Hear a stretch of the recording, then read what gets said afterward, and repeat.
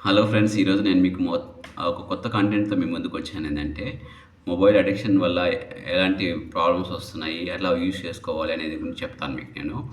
స్ అసలు ఈ మొబైల్ లేకుండా మన లైఫ్ అనేది జరగనే జరగదు. ఎందుకంటే, మొబైల్ అనేది మన లైఫ్‌లో ఒక పార్ట్ అయిపోయింది. దాన్ని అవసరమైనంత వరకు వాడుకోవాలి. లేకపోతే ఏమవుతుందంటే మెంటల్ ఎబిలిటీ ప్రాబ్లమ్స్ అనేవి క్రియేట్ అవుతున్నాయని సైకాలజిస్ట్ చెప్తున్నారన్నమాట. డిప్రెషన్‌కెళ్ళిపోవడము, తర్వాత యాంగ్జైటీ ఎళ్ళడము, తర్వాత కోపం రావడం, ఇవన్నీ గూడా స్క్రీన్ టైమ్ పెంచేదాన్ని బట్టి మనకొస్తున్నాయన్నమాట. మన మొబైల్‌ని ఏందంటే 3 స్టేజెస్‌గా యూజ్ చేసుకోవచ్చు. ఫస్ట్ స్టేజ్ 1 వచ్చేసి ఏందంటే, మనము ఇంపార్టెంట్ జోన్ అని ఒకటుంది. దాన్ని గ్రీన్ జోన్ అంటారు. గ్రీన్ జోన్‌లో ఏంటంటే, మన వర్క్ డెడ్‌లైన్స్ ఉన్నాయి గదా!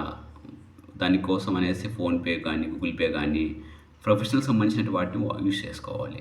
సెకండ్ వచ్చేసి మనకి యెల్లో జోన్. యెల్లో జోన్ అంటే మన లెర్నింగ్ కోసం ఏదైనా కొత్త కొత్త విషయాలు నేర్చుకోవడానికి గానీ, పిల్లలకి ఏదైనా గేమ్స్ చూయించడానికి గానీ, అవసరమైన వాటిని కోసం వాడేది.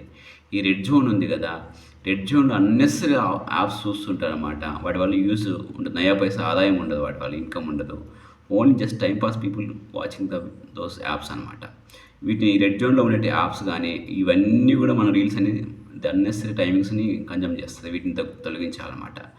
సెకండ్ స్టెప్స్ ఏందంటే, స్మార్ట్ ఫోన్‌ని మన స్క్రీన్ టైమ్‌ని ఒకటేసారి మనం తగ్గించలేము. కొంచెం కొంచెం నెమ్మదిగా తగ్గించుకుంటా పోతే మనం ఈ స్క్రీన్ టైమ్‌ని చూసేదాన్ని తగ్గించుకోవాలనమాట మెయిను. థర్డ్ స్టెప్ ఏందంటే, మనము రీప్లేస్‌మెంట్ చేయొచ్చు. ఈ టైంలో నేను మొబైల్ చూస్తున్నాను. ఈ టైంలో నేను గేమ్స్ ఆడుకోవచ్చు, బుక్స్ చదువుకోవచ్చు, ఫ్రెండ్స్‌తో మాట్లాడుకోవచ్చు. తర్వాత ఇంకేమైనా మనకు స్కిల్ ఉంటే దాని మీద ఫోకస్ పెట్టుకోవచ్చు అనేది ప్రతి ఒక్కరు ఆలోచన చేయాలి. ఒకటేసారి దీన్ని అంటే ఫోన్ లేకుండా గడపడం అనేది సాధ్యం కాదు ఈ రోజుల్లో. దాన్ని చిన్న చిన్నగా మనం తగ్గించుకుంటూ వచ్చామనుకోండి. సో దట్ మనం హెల్తీగా ఉంటాము. ఎమోషనల్‌గా మనం ఇబ్బంది పడకుండా ఉంటాము.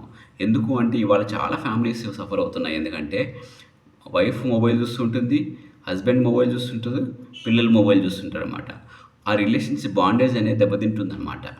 సో అలా కాకుండా ఏంటంటే మనము దానికి ఒక ప్లానింగ్ ప్రకారం మనం యూజ్ చేసుకున్నట్లయితే మనకి ఎలాంటి మెంటల్ రిలేటెడ్ ప్రాబ్లమ్స్ రాకుండా ఉండేదని కాపాడుకోవచ్చు.